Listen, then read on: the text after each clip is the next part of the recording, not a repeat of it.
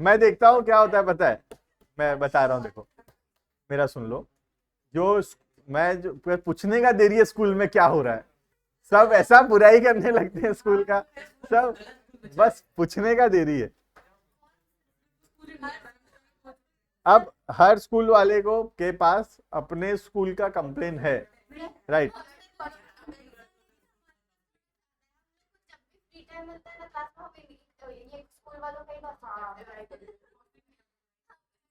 हाँ वही जो भी है, मतलब मैं बोल रहा हूँ कि हर स्कूल के पास अपना कंप्लेन्स है। हाँ, online student check your audio and video. हो गया हो गया, अब बातचीत बंद, देखना इधर, बातचीत बंद। वी विल रीड, लोकेश इधर, we will read cooperative society, ठीक है। सबसे पहला कोऑपरेटिव सोसाइटी होता क्या है, आज के क्लास में पढ़ेंगे क्या होता है कोऑपरेटिव सोसाइटी, उसका क्या फीचर्स है, थोड़ा बहुत उसका मेरिट्स एंड डिमेरिट्स, ठीक है। और फिर एक टाइप्स ऑफ कोऑपरेटिव बोल के एक टॉपिक है, वो एक उतना लगेगा, ठीक है। तो सबसे पहला व्हाट इज कोऑपरेटिव सोसाइटी। जैसे कोऑपरेटिव सोसाइटी का एग्जांपल बताता हूँ, जैसे तुम लोग भी कुछ कुछ लोग होंगे जो जैसे फ्लैट्स में रहते हैं या कोई कॉम्प्लेक्स में रहते हैं, जैसे नियरेस्ट एग्जांपल अपना माँ श्यामा काली अपार्टमेंट हो गया या गजानन कॉम्प्लेक्स हो गया, ठीक है। तो that is an example of a society, बोलते भी है सोसाइटी, तो वहीं से वो वर्ड आ रहा है कोऑपरेटिव सोसाइटी, वहीं से वर्ड है सोसाइटी, ठीक है। व्हाट इज कोऑपरेटिव, हो गया बातचीत बंद। कोऑपरेटिव सोसाइटी का मतलब है जब बहुत सारे लोग मिलकर, ठीक है, विदाउट एनी प्रॉफिट मोटिव दे कम टुगेदर, ठीक है। इनका ऑब्जेक्टिव पैसा कमाना नहीं है। जैसे सोसाइटी में भी एक एसोसिएशन होगा, उसमें भी कोई लीडर बनता होगा, मंथली कुछ पैसा कलेक्शन होता होगा सोसाइटी का मेंटेनेंस के लिए, साफ सफाई के लिए, कॉमन सिक्योरिटी गार्ड हो गया, इलेक्ट्रिक हो गया, ठीक है। तो वो एग्जाम्पल है कोऑपरेटिव का। तो कोऑपरेटिव का ऑब्जेक्टिव है जब कुछ लोग मिलके विदाउट एनी प्रॉफिट मोटिव, पैसा कमाना ऑब्जेक्टिव नहीं है, जैसे बाकी फॉर्म ऑफ बिजनेस का ऑब्जेक्टिव पैसा कमाना है, राइट। जैसे कि अपना सोल प्रोप्राइटरशिप हो गया, एचयूएफ हो गया, पार्टनरशिप हो गया, कंपनी हो गया, सबका ऑब्जेक्टिव बिजनेस करना है, पैसा कमाना है, ठीक है। बट कोऑपरेटिव का ऑब्जेक्टिव जो है वो पैसा कमाना नहीं है, ये अपने इच्छा से बनाया हुआ एसोसिएशन है, कुछ लोग मिलके उसको क्रिएट किए हैं और उसका ऑब्जेक्टिव पैसा कमाना नहीं है, ठीक है। They come together for an objective, एक उनका ऑब्जेक्टिव, एक काम है उनका मिलजुल के करने का, without any profit motive, right. That is called as a cooperative society. Clear है। जैसे एग्जाम्पल के तौर पे मैं बताता हूँ तुमको, जैसे अपना मारवाड़ी युवा मंच हो गया, ठीक है, लायंस क्लब हो गया, जेसीआई हो गया, ठीक है। ये सब क्या है, ये सब एग्जाम्पल है कोऑपरेटिव का, ये सब this are examples of cooperative. जैसे मारवाड़ी युवा मंच है, तो ऑब्जेक्टिव पैसा कमाना थोड़ी है, वो है कि बहुत सारे लोग मिलके एक एसोसिएशन बनाए हैं और वो लोग मिलके बहुत सारा काम कर रहे हैं, जिनका अल्टीमेट ऑब्जेक्टिव प्रॉफिट अर्निंग नहीं है, पैसा कमाना नहीं है। Their ultimate objective is serving the society, उनका काम है कि सोसाइटी को सर्व करना, राइट। तो ऐसे एसोसिएशन को बोलते हैं कोऑपरेटिव। क्लियर है ये, देखना। Cooperative comes from the word cooperative, co मतलब मिलकर, ऑपरेटिव मतलब मिलजुल कर काम करना, without any profit motive, right. देखना, it this form the main motive is not earning profit, but the main motive of cooperative association is mutual help, एक दूसरे का हेल्प करना is the main objective of forming a cooperative organisation. It works with the principle of each for all and all for each, मतलब सबको एक दूसरे के लिए मिलजुल कर काम करना is basically called as a cooperative organisation, right. The cooperative society is a voluntary, voluntary मतलब अपने इच्छा से किया गया काम, ठीक है। Voluntary association of person who join together for mutual help, एक दूसरे का हेल्प करने के लिए बना है। A minimum of 10 persons are required to form a cooperative society, तो एक कोऑपरेटिव सोसाइटी बनाने के लिए मिनिमम 10 लोगों का जरूरत है, मैक्सिमम कोई लिमिट नहीं है, मिनिमम का लिमिट है, मिनिमम 10 है। The capital of cooperative organisation contributed by the members only, हर महीना वो लोग या हर साल वो लोग कुछ पैसा कंट्रीब्यूट करते हैं। जैसे मारवाड़ी युवा मंच है, हर महीना हर साल 2,500 रुपया कलेक्शन करता है अपने मेंबर्स से। जो लायंस क्लब है, JCI है, हर साल 5,000 10,000 ऐसे कुछ एक अमाउंट कलेक्ट करते हैं अपने मेंबर्स से, जो कि यूज होता है उसका जो भी काम करना है, उसको रन करना है, वो सब काम करने के लिए। क्लियर है? हम में से बहुत सारे के पेरेंट्स कुछ ना कोई एसोसिएशन में एक्टिव भी होंगे, राइट? तो वो जो एसोसिएशंस में एक्टिव हैं, उनका पैसा ऑब्जेक्टिव पैसा कमाना थोड़ी है।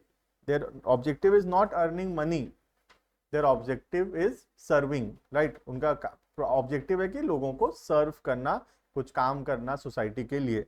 That is the basic objective of forming. जैसे मंदिर का एसोसिएशन होता है, ठीक है, जैसे रानी सती मंदिर का एसोसिएशन है या भटली मंदिर का एसोसिएशन है, तो वो सब क्या है? वो सब कोऑपरेटिव है, सब कोऑपरेटिव सोसाइटी है वो, ठीक है। ऑब्जेक्टिव पैसा कमाना नहीं है। मंदिर का जो एसोसिएशन है, objective is not earning money, right? That is the objective is how the मंदिर विल फंक्शन अप्रोप्रिएटली, कैसे सारा काम वहां ठीक से होगा, वो सब देख रेख करना। That is the ultimate objective. Clear है? देखना features of a cooperative association या कोऑपरेटिव ऑर्गेनाइजेशन। सबसे पहला, द कोऑपरेटिव सोसाइटी इज सबसे बड़ा इंडिया में कोऑपरेटिव सोसाइटी का एग्जांपल है अमूल, ठीक है। अमूल अभी कंपनी बना है, मैं अगर उसका जो पास्ट बताऊं तो Amul was started as a cooperative society. How Amul was formed, ठीक है। जैसे एक पर्सन है आनंद, वहीं से वो आनंद मिल्क एसोसिएशन करके उसका शॉर्ट फॉर्म है, full form short form Amul बना है, ठीक है। तो क्या हुआ, जब वहाँ के जो एक लोकल एरिया में बहुत सारे फार्मर्स को वो लोग काव और ये सब रखे थे, लेकिन उनको प्रॉब्लम होता था काव मिल्क बेचने में। शहर में गांव में उतना डिमांड नहीं था मिल्क का, क्योंकि सबके पास गाय है, तो कौन खरीदेगा, कौन, सबके पास तो गाय है, राइट, मैक्सिमम लोगों के पास। तो डिमांड कहाँ पे? डिमांड तो सिटीज में है। तो क्या करते थे वो लोग, अकेले अकेले अगर डेली काव मिल्क को बेचने जाएंगे सिटीज में, तो इतना खर्चा होगा आने जाने में और मेहनत में कि प्रॉफिट नहीं बचेगा। तो बहुत सारे लोग वो एरिया के मिल के फार्मर्स लोग एक एसोसिएशन बनाए। वो सब कोई मिल के जितना उनका डेली मिल्क का जो भी कलेक्शन था उसको एक जगह करके वो एक साथ उसको भेजते थे सिटीज में। कोई एक दिन चल जाता था सारा लेके, उसको वहां बेचता था, आता था, जो पैसा होता था आपस में डिवाइड करते थे। तो this is how Amul was formed. Amul ऐसे बना है, right. Later on Amul was change from the cooperative society to a company, तो बाद में वो कंपनी बन गया। क्लियर है? देखना सबसे पहला voluntary association. The cooperative society is a voluntary association of person. Any person can join, कोई भी ज्वाइन कर सकता है, कोई रेस्ट्रिक्शन नहीं है कि तू मेंबर नहीं बन सकता या ये मेंबर नहीं बन सकता। Any person can join. ये वॉलेंट्री है, अपने इच्छा से हम ज्वाइन कर सकते हैं। यहाँ पे आज मैं कोई भी एसोसिएशन ज्वाइन करना चाहूं, अपने इच्छा से मैं ज्वाइन कर सकता हूं, ठीक है। इफ ही और सी हैज अ कॉमन इंटरेस्ट, जो वहाँ के लोगों का जो इंटरेस्ट है, वो लोग जो काम कर रहे हैं, अगर हमारा भी इच्छा है वो काम करने का, तो हम उनमें ज्वाइन हो सकते हैं। The members can leave the society whenever they desire, जब उनका इच्छा है वो एसोसिएशन को छोड़ भी सकते हैं। There is no restriction on entry and exit of members. Clear है? पहला feature, it is a voluntary association of person, अपने इच्छा से बनाया गया है, अपने इच्छा से वो ज्वाइन कर सकते हैं, अपने इच्छा से लीव कर सकते हैं। क्लियर है ये? Second, legal status. लॉ के नजरिए में कोऑपरेटिव सोसाइटी का एग्जिस्टेंस है या नहीं है? Yes, the cooperative society has a legal existence, it has a separate legal entity, ठीक है।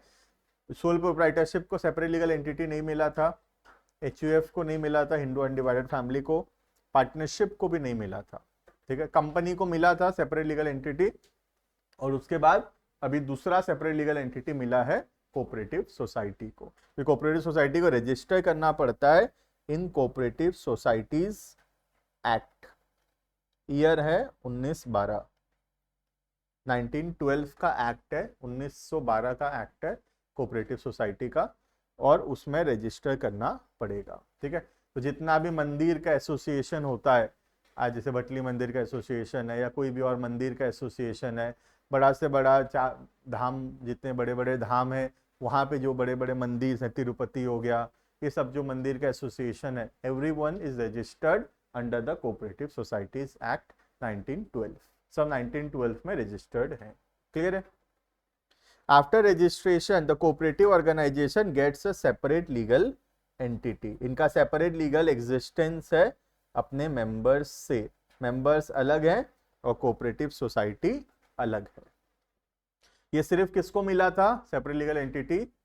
कंपनी को मिल रखा है, ठीक है। बाकी कोई फॉर्म ऑफ बिजनेस को सेपरेट लीगल एग्जिस्टेंस नहीं मिला है, ना सोल प्रोप्राइटरशिप को, ना एचयूएफ को, और ना ही पार्टनरशिप को। क्लियर है? Which means the cooperative society is considered separate from its members. Clear है? Next, limited liability. ये भी किसको मिला है? सिर्फ कंपनी को मिला था और उसके बाद अभी मिला है कोऑपरेटिव को, ठीक है। लिमिटेड लाइबिलिटी तो याद होगा, बहुत बार पढ़ चुके अब तो। लिमिटेड लाइबिलिटी का मतलब है जितना पैसा हम लगाए हैं उतना ही हमारा मैक्सिमम लाइबिलिटी है, ठीक है। आज जैसे मैं मारवाड़ी युवा मंच में मेंबर बना, उसमें मैं 10,000 कंट्रीब्यूट किया, तो अब युवा मंच को कितना भी नुकसान क्यों ना हो जाए, अपना लाइबिलिटी 10,000 रहेगा। अपना पर्सनल संपत्ति बेच के युवा मंच का नुकसान को कवर नहीं करेंगे। अपना जो पैसा अपन लगाए थे मैक्सिमम उतना अपना डूब सकता है, उससे ज्यादा नहीं डूबेगा, right. The liability of member of cooperative society is limited. Cooperative society के जो मेंबर्स हैं उसका लाइबिलिटी लिमिटेड होता है। समाज सेवा में नुकसान तो ही सकता है। आज हम लोग कोई कैंप ऐसे नहीं होता है, थोड़ा दिमाग लगाओ। अब जैसे कोई सोच लो हम लोग कोई कैंप लगा रहे हैं, ठीक है, फ्री में, सोच लो बंद, ये एग्जांपल ले लो ना, सोच लो लोग यहाँ से भटली चल के जाते हैं, ठीक है, तो लोग कैंप लगाते हैं वहाँ पे, ठीक है। अब कैंप लगाने का ऑब्जेक्टिव क्या है? समाज सेवा करना। अब कोई एसोसिएशन है जो मिलके वहाँ पे, सोच लो मारवाड़ी युवा मंच वहाँ कैंप लगा रहा है, ठीक है। अब वहाँ पे नुकसान तो हो ही सकता है। अब जो वहाँ पे जो खर्चा हुआ, सोच लो 50,000 का खर्चा हो गया लोगों को जो भी सेवा देने में, लेकिन सोच लो कलेक्शन हुआ सिर्फ 40,000, तो 10,000 का नुकसान हो गया यहाँ पे। अभी 10,000 रुपये कहाँ से आएगा? तो कोई पर्सनल मेंबर लाके नहीं भरेगा पैसा, वो युवा मंच का जो संपत्ति होगा, युवा मंच का जो प्रॉपर्टी होगा, वो युवा मंच से पैसा जाएगा। अगर नहीं होगा तो युवा मंच पैसा नहीं दे पाएगा, लेकिन कोई मेंबर अपना पर्सनल प्रॉपर्टी बेचकर ये 10,000 रुपये कॉन्ट्रीब्यूट नहीं करेगा। ये इसका मीनिंग है, ठीक है। लॉस हो सकता है, और प्रॉफिट कमाना ऑब्जेक्टिव नहीं है, लेकिन लॉस तो हो ही सकता है, ठीक है। नेक्स्ट, क्लियर है limited liability. Next, control. Control मतलब डिसीजन मेकिंग पावर।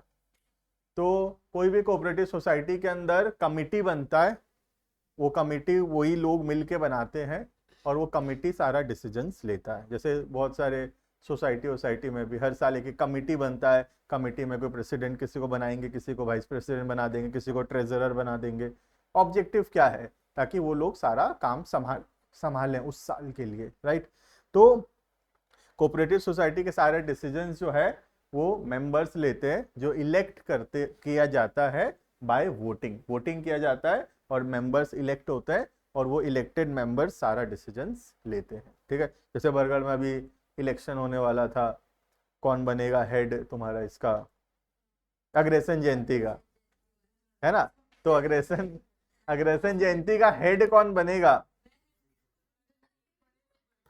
ठीक है, सुनो इधर। तो अग्रसेन जयंती का हेड कौन बनेगा, उसके लिए म्यूचुअली लोग डिसाइड नहीं कर पाए, तो फिर क्या होगा? मेंबर्स वोट करेंगे, there will be voting by members, और वोट में जिसका ज्यादा वोट आएगा वो इलेक्ट होगा। अगर म्यूचुअली डिसाइड हो गया कि ये 4 में से चलो इसको बना देते हैं, सब एग्री कर रहे हैं, तो ओके है, फिर वो बन जाएगा।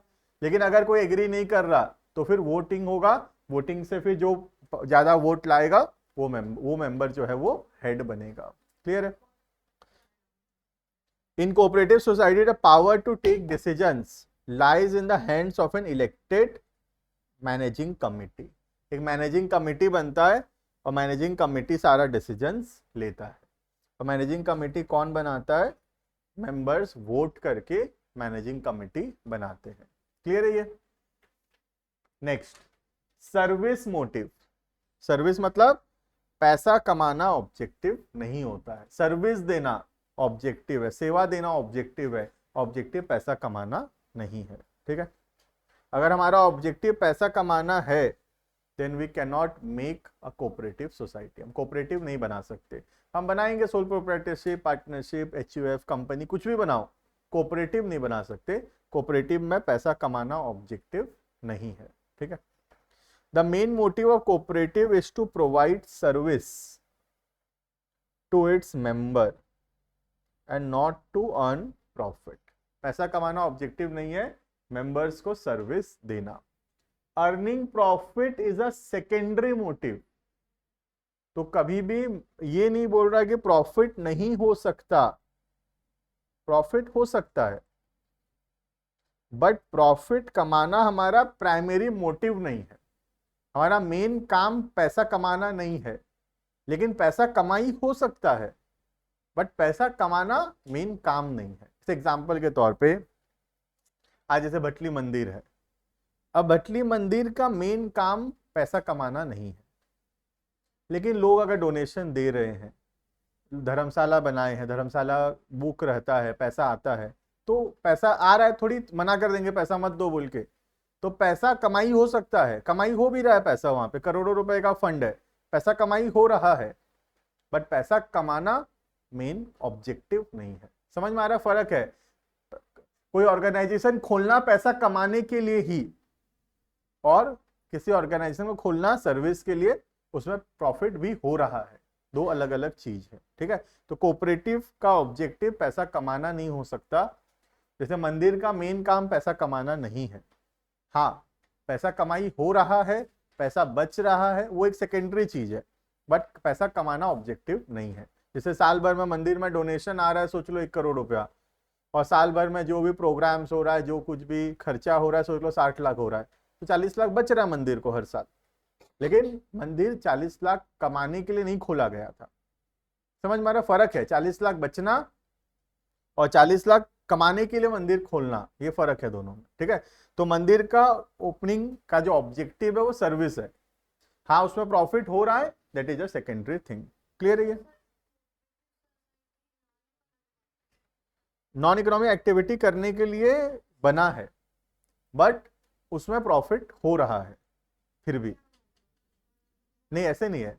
वो जो काम हम कर रहे हैं वो नॉन इकोनॉमिक है, क्योंकि जैसे हम जैसे मंदिर में जो जो काम कर रहे हैं, मंदिर में जो भी जैसे अपना ये होता है, जैसे ग्यारस होता है या कोई होता है जो फ्री में फूड देते हैं, ठीक है, वो फ्री में दे रहे हैं फूड, तो वो नॉन इकोनॉमिक एक्टिविटी है।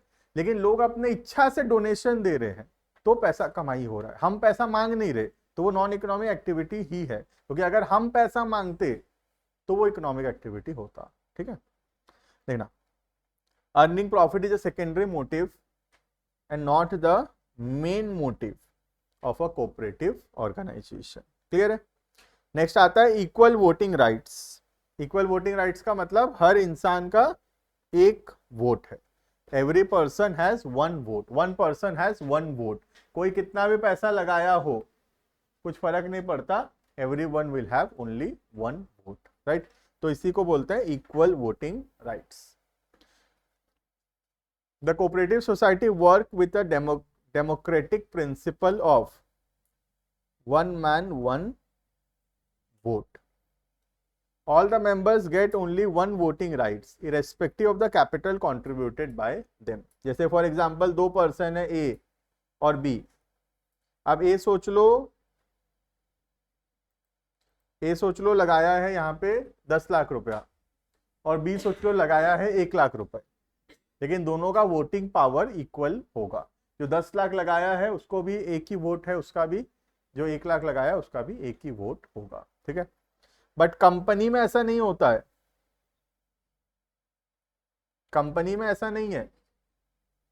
कंपनी में जैसे सोच लो मैं रिलायंस का 1 शेयर खरीदा हूं, और मुकेश अंबानी के पास सोच लो 1 लाख शेयर्स है, तो मेरे वोट का और मुकेश अंबानी के वोट का वैल्यू सेम नहीं होगा, राइट। मेरे वोट का वैल्यू बहुत कम होगा, क्योंकि मैं सिर्फ 1 तो शेयर रखा हूं।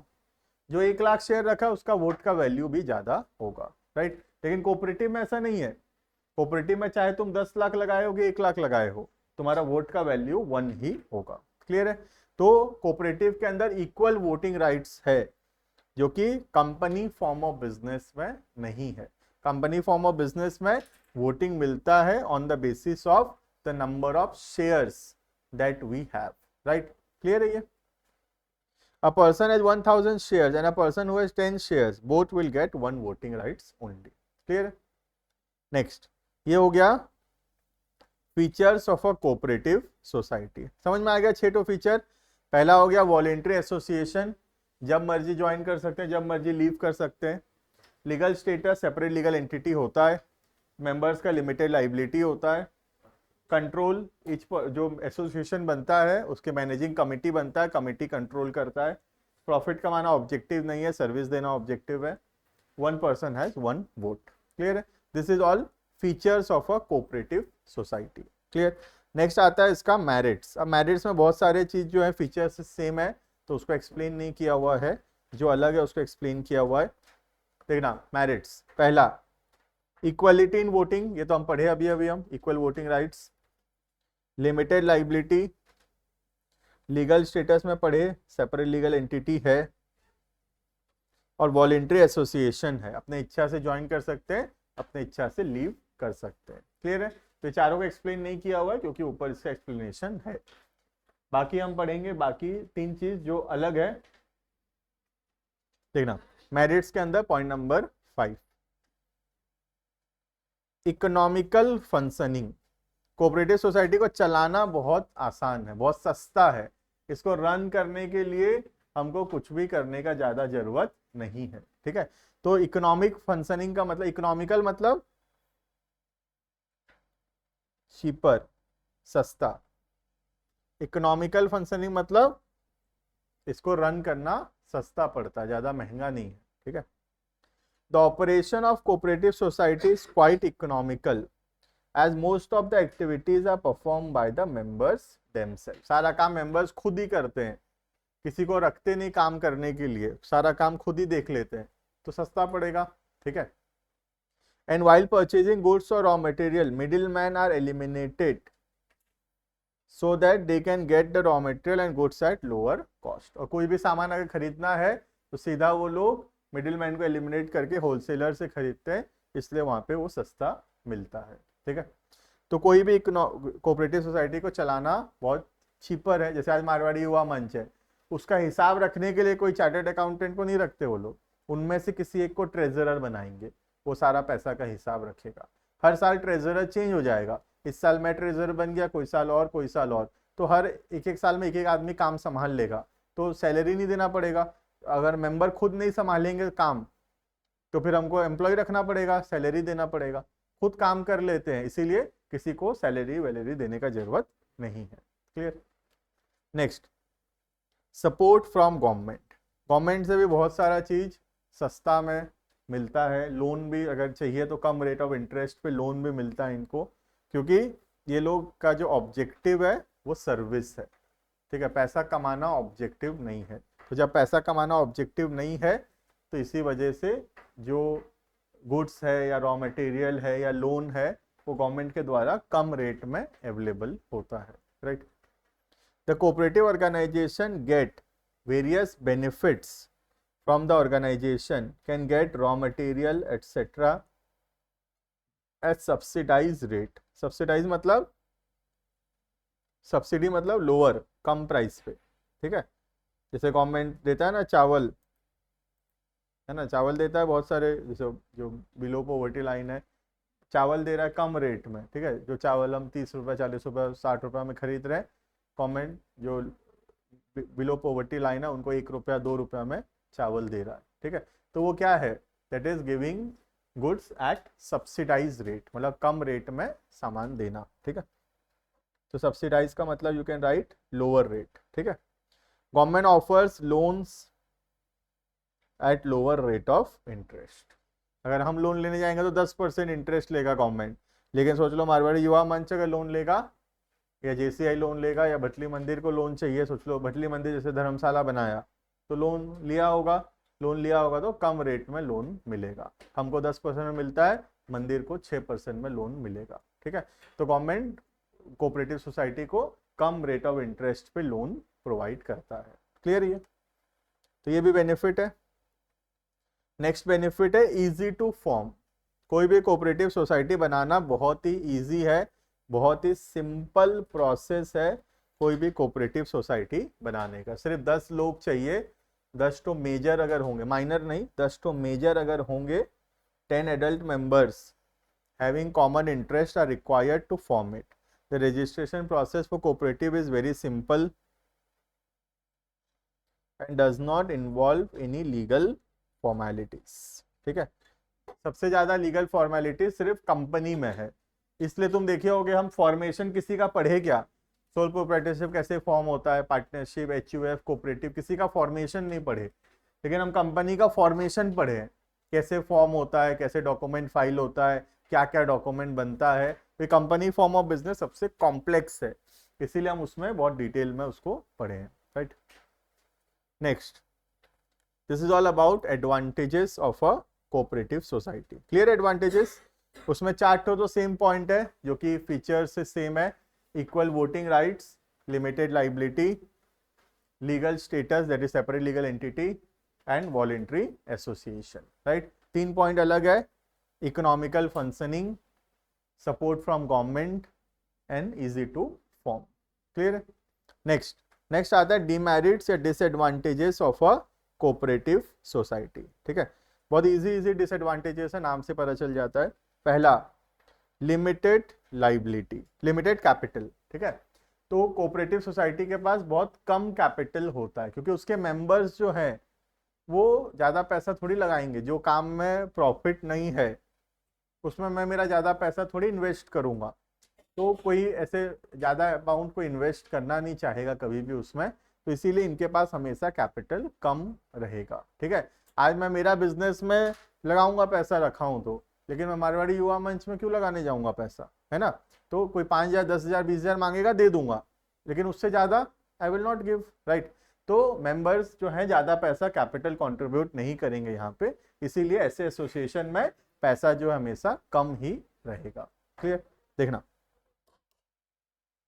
The cooperative organisation is formed by the people who have limited resources and there is no compulsion to contribute minimum amount of capital। तो ऐसा कुछ मिनिमम रिक्वायरमेंट भी नहीं है कि इतना रुपया कैपिटल होना चाहिए, तो इसी वजह से कोई भी आदमी ज़्यादा पैसा नहीं लगाएगा उसमें, और ऐसे एसोसिएशन में हमेशा पैसा कम रहेगा। प्लस 1 person 1 वोट, ये भी बहुत बड़ा डिमेरिट है।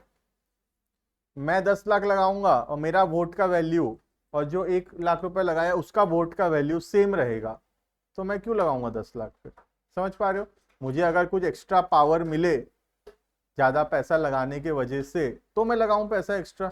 मगर मैं 10 लाख लगा के और ये आदमी 10,000 लगा के, हम दोनों का वोट का वैल्यू सेम है, हम दोनों का वैल्यू सेम है वो ऑर्गेनाइजेशन के अंदर, then why I will be motivated to invest 10 lakh rupees. मैं क्यों लगाऊं 10 लाख, मैं भी 10,000 लगाऊंगा फिर, राइट। लेकिन कंपनी में ऐसा नहीं है, कंपनी में मैं 10 लाख का शेयर कर दूंगा तो मेरा वोटिंग पावर ज्यादा होगा, जिसके पास 1 लाख का शेयर होगा उसका वोटिंग पावर कम होगा, right. The principle of 1 man 1 vote also discourages people to invest। ठीक है, 1 person 1 vote जो है ये चीज भी डिस्करेज करता है। ठीक है, क्योंकि कोई भी आदमी ज़्यादा पैसा नहीं लगाएगा अगर उसको कुछ एक्स्ट्रा बेनिफिट नहीं मिल रहा है तो, राइट। Next, inefficient management. ऐसे ऑर्गेनाइजेशन का मैनेजमेंट बहुत खराब रहता है, क्योंकि मेंबर खुद ही मैनेज कर रहे हैं, और मेंबर्स खुद अगर मैनेज करेंगे, कोई प्रोफेशनल तो है नहीं वो लोग, तो खुद मैनेज करेंगे तो मैनेजमेंट खराब होगा। जैसे खुद ही हिसाब रख रहे हैं किसका पैसा आया, किसका पैसा नहीं आया, कहाँ कहाँ खर्चा हुआ, खुद ही हिसाब रख रहे हैं, तो गलती होने का चांसेस है। अगर कोई एक्सपर्ट अकाउंटेंट को रखते तो गलती होने का चांसेस कम होता, लेकिन वो लोग उतना सैलरी अफोर्ड नहीं कर सकते क्योंकि लिमिटेड रिसोर्सेस है, खुद ही सारा काम करना पड़ता है, और खुद ही सारा काम करेंगे तो मैनेजमेंट जो है थोड़ा वीक रहेगा, right.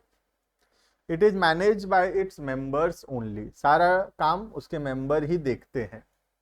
Generally all the activities are perform by the members only, सारा काम, सारा एक्टिविटीज मेंबर खुद ही परफॉर्म करते हैं, this members are not professional expert, ये कोई एक्सपर्ट तो है नहीं.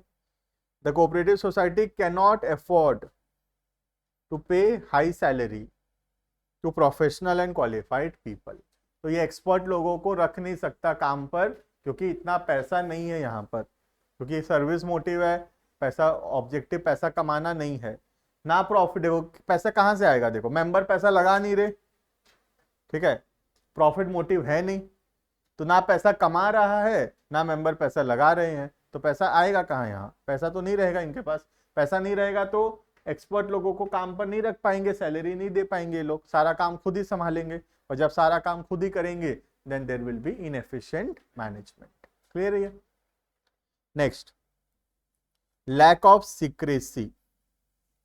कोऑपरेटिव सोसाइटी के अंदर कोई भी चीज सीक्रेट रखना बहुत डिफिकल्ट है, क्योंकि सारे मेंबर्स के बीच में ओपन डिस्कशन होता है, और जब ओपन डिस्कशंस होगा तो कोई भी बात को सीक्रेट मेंटेन करना डिफिकल्ट होगा, क्योंकि कोई भी पर्सन कुछ बात छुपा नहीं सकता, सबको बताना जरूरी है.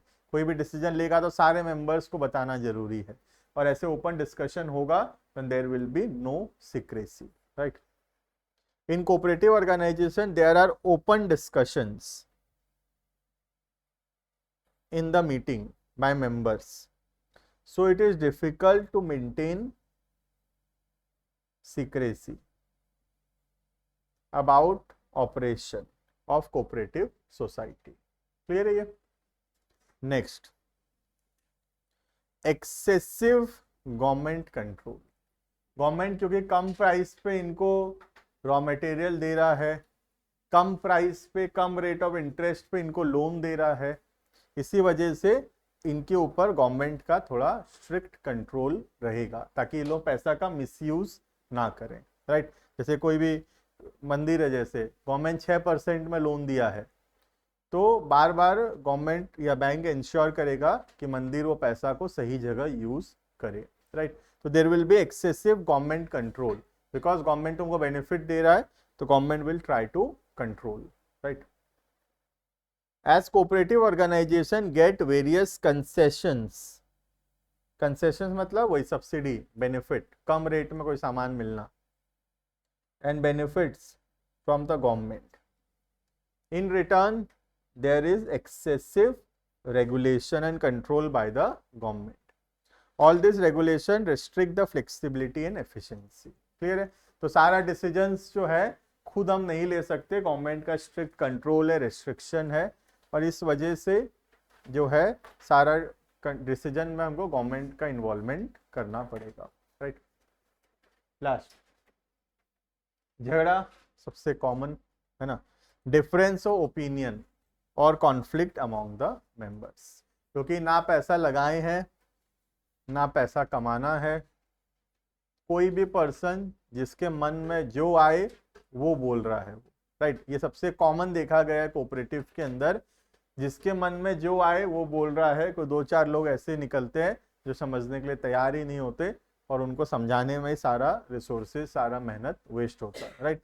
तो there is a high chances of conflict and difference in opinion among the members. कोई भी एसोसिएशन देख लो तुम, उसमें झगड़ा होना ही होना है, राइट? क्यों? क्योंकि वहां पे किसी का पैसा लगा नहीं है, किसी को पैसा कमाना नहीं है, सबको अपना अपना ओपिनियन देना है और अपना ओपिनियन को मनवाना है. फिर प्रॉब्लम क्या है? अपना ओपिनियन मनवाना है. जैसे मैं कुछ बोल रहा हूं तो आई वॉन्ट कि मैं जो बोल रहा हूं वही फॉलो, भले मैं गलत भी हूं, बट आई विल वॉन्ट कि मैं जो बोल रहा हूं वही फॉलो. अब जो दूसरा पर्सन वो चाहता है वो जो बोले वो फॉलो हो, तो कोई लॉजिकल डिस्कशन करने के लिए तैयार नहीं है. सब अपना अपना ओपिनियन जो है वो जो है इंप्लीमेंट करना चाहते हैं. Hence there will be a conflict and dispute, right? The members are from different sections of the society.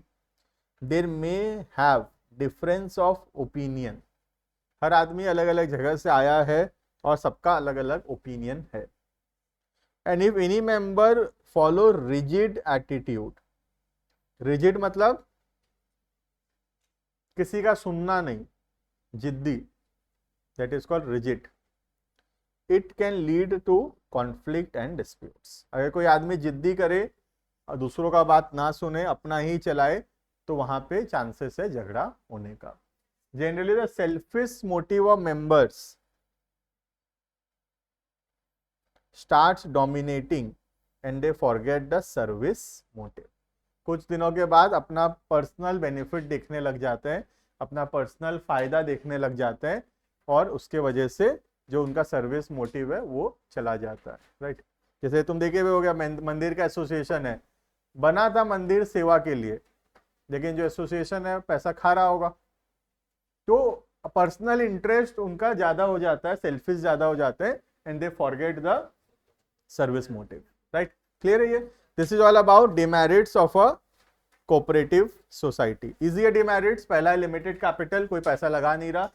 दूसरा, खुद ही मैनेज कर रहे हैं तो इनएफिशिएंट मैनेजमेंट है। तीसरा, ओपन डिस्कशन हो रहा है, लैक ऑफ सीक्रेसी है, गवर्नमेंट कंट्रोल है। And last, if someone follow rigid attitude there will be disputes and conflicts, right। Last एक बचा, नेक्स्ट क्लास में पढ़ेंगे टाइप्स ऑफ कोऑपरेटिव सोसाइटी। एक क्लास लगेगा इसमें, थोड़ा कंप्लीट हो जाएगा। Online students can leave.